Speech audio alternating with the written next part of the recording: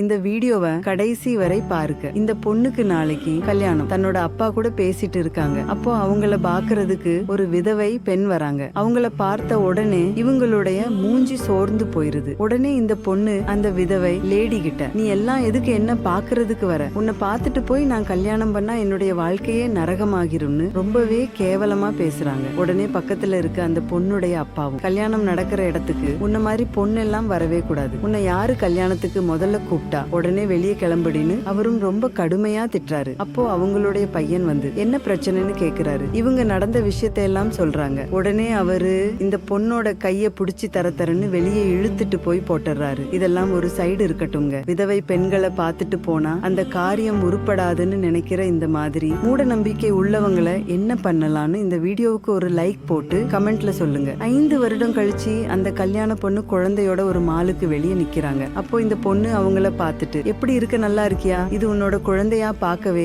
ரொம்ப அழகா இருக்கான்னு சொல்றாங்க. அப்போ அந்த பொண்ணு சொல்றாங்க, கல்யாணம் ஆகுனதுக்கு அப்புறம் சொந்தக்காரவங்க யாருமே என்ன வந்து பார்க்கல, நான் ரொம்ப கஷ்டத்துல இருக்கேன்னு சொல்றாங்க. உடனே இந்த பொண்ணு 2000 பணத்தை எடுத்து கொடுத்து, இந்தா இதை வச்சுக்கோ, என்னால இவ்வளவுதான் முடியும், குழந்தைய நல்லா பாத்துக்கோன்னு சொல்றாங்க. உடனே இந்த பொண்ணு, நான் உன்ன என்னோட கல்யாணத்தன்னைக்கு அவ்வளவு அசிங்கப்படுத்தியும் நீ எனக்கு உதவி பண்ற, உன்னுடைய மனசு யாருக்குமே வராது, என்ன மன்னிச்சிருன்னு சொல்லி மன்னிப்பு கேக்குறாங்க. தன்னை அசிங்கப்படுத்தினாலும் பரவாயில்லை, அந்த பொண்ணு குடும்பத்தோட நல்லா இருந்தா போதும்னு அந்த பொண்ணுக்கு உதவி செய்த இந்த விதவை பெண்ணுடைய செயல் உங்களுக்கு பிடிச்சிருந்தா இந்த வீடியோவுக்கு ஒரு லைக் போட்டு கமெண்ட்ல சூப்பர்னு கமெண்ட் பண்ணுங்க.